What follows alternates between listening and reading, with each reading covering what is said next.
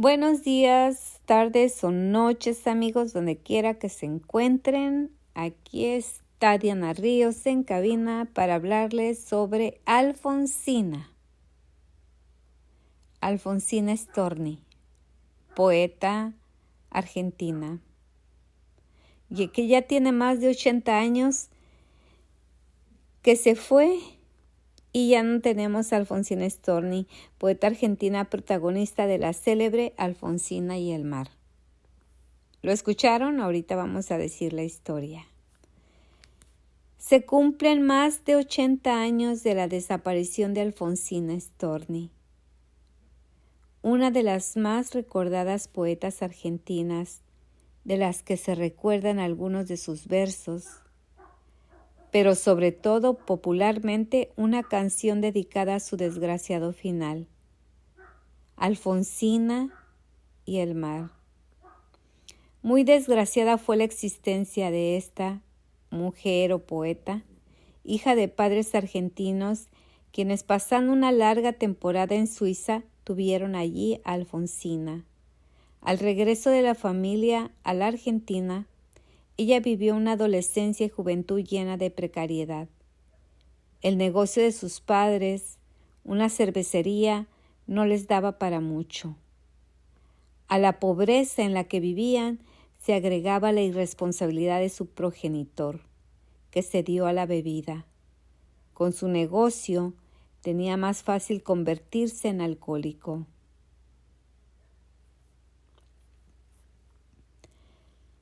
Alfonsina Storni fue mujer que se enfrentó a las penurias familiares y después a las desgracias que tuvo que soportar. Ejerció de actriz, fue maestra de escuela, autora de muchos poemas y varias obras teatrales, colaboradora de prensa. Sus ideas feministas le granjearon amistades y desdenes. Hubo en su personalidad algo contradictorio que marcó indudablemente su vida. Ella se consideraba un hombre dentro de un cuerpo de mujer. Todo ello en una época principios del siglo XX, cuando la sociedad no llegaba a comprender la magnitud de esos problemas. Y para complicar más su diario devenir, se quedó embarazada. Tuvo un hijo de padre desconocido. Al menos ella nunca quiso revelar su identidad. ¿Acaso no fue solo una relación y mediaron otros amores? En muchos de sus versos dejaba entrever sus pensamientos acerca de la sexualidad. Se la relacionó también con alguna mujer, en el aspecto íntimo, pero a su vez también con el escritor Horacio Quiroga. Esa supuesta bisexualidad puede que llegara a trastocar su mente ya en la juventud. El caso es que en sus últimos años, malviviendo con sus clases o la publicación de sus poemas, Alfonsina Storni acabaría sumida en periódicas depresiones y accesos considerados propios de una persona enajenada. Por si sus males fueran pocos, le detectaron un cáncer de mama, extirpándole el pecho derecho, lo que la sumiría aún más en un estado cercano a la esquizofrenia, que finalmente así diagnosticaron sus médicos. El fallecimiento voluntario de Horacio Quiroga contribuyó más todavía a su descenso a los infiernos, y los dolores de su enfermedad no desaparecerían. Mediado el mes de octubre se marchó a un balneario del Mar de Plata. Allí escribió un poema premonitorio, Me voy a dormir, que envió al diario La Nación. 2 días después se dirigió al espigón de la playa La Perla.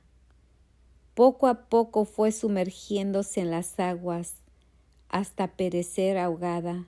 El escritor Félix Luna y el compositor Ariel Ramírez la inmortalizarían en su bella y melancólica canción, Alfonsina y el mar. Es aquella que en una de sus estrofas reza: te vas, Alfonsina, con tu soledad, ¿qué poemas nuevos fuiste a buscar? Y más adelante, y te vas hacia allá, como en sueños. Dormida Alfonsina, vestida de mar.